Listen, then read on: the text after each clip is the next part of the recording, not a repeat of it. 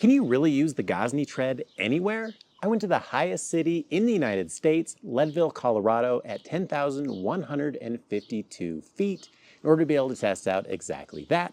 I'll also go over a few of the things that I've learned from using the Gozney Tread over the last few months. This question started for me because I thought the flame on the tread was burning just a little bit dirty at my home elevation of 4,700 feet and was leaving a little bit of black residue on the inside even before I cooked anything on it. That can happen because there's less oxygen in any given volume of air the higher up in elevation you go. And in the case of Leadville, Colorado, that's about 30% less than at sea level. At home, I have a camp stove that I can adjust the air fuel mixture on it, and that changes the way the fire burns when I do it. If I turn it down too much, then the flame turns yellow and it turns the bottoms of my pots absolutely black. And that's what I was seeing inside of the Gozney.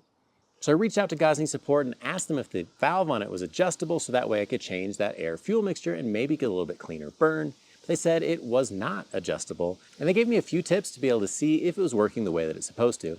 Over time and after a lot of uses using the Gozney Tread, I actually think that there's some sort of shipping grease or something that had burned up inside of the tread that left that black film, at least initially. And after looking through the Gozney website, I couldn't find any specifications that indicated how high of an elevation you can operate the Gozney Tread at.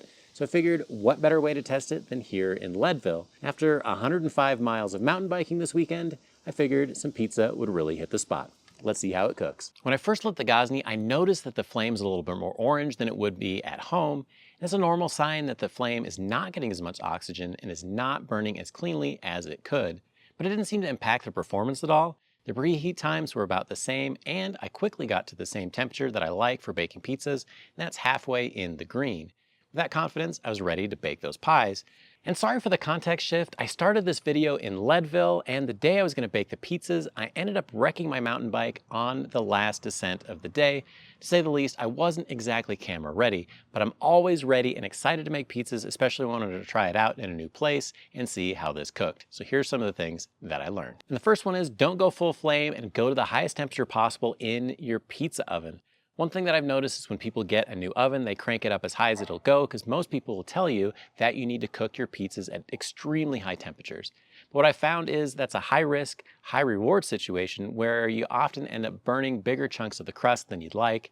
Then what happens is your guests end up peeling all of that off and leaving it on their plate.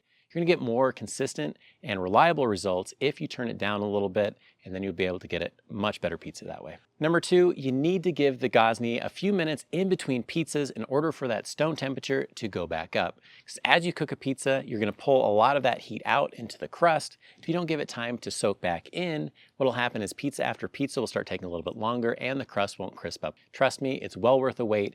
Give it a few minutes in between each pie. And three, here's an advanced trick in order to be able to get better and crispier toppings on the Gozney Tread or really any pizza oven.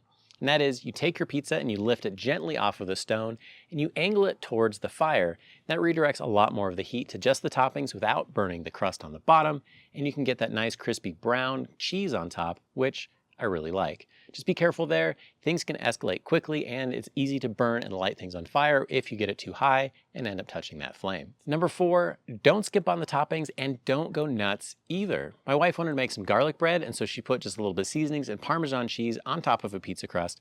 I tried to cook it the way that I normally would, and very quickly those toppings started to burn. So you need a little bit more oil or other things to keep that from happening. But you don't want to go full deep dish pizza either, because then you're going to end up with a soggy pizza when you're done. I found that the sweet spot is just a little bit less cheese than you would normally have in your oven baked pies. Number five, the initial placement inside of the Gozney or any pizza oven is absolutely essential. If you get it too far forward towards the front and the door, you're not going to have the same amount of heat. So then when you go try to rotate it, you might have a soggy limp crust in the front and things don't move around like you want. That said, as soon as the pizza dough hits the stone, you need to leave it where it is and pull that peel out of there. What I tried to do at first is I'd push just a little bit to see if I could slide it back a little bit more, but what I found is you end up with some D-shaped pizzas and the toppings are on the stone, and that's not good eats. All the Leadville pizzas came out really great on the Gozney Tread, even at 10,000 feet elevation, which goes to show you can take this and bake some pizzas just about anywhere. If you want to learn more about the Gozney Tread, watch this video next where I do my initial review when I first got it.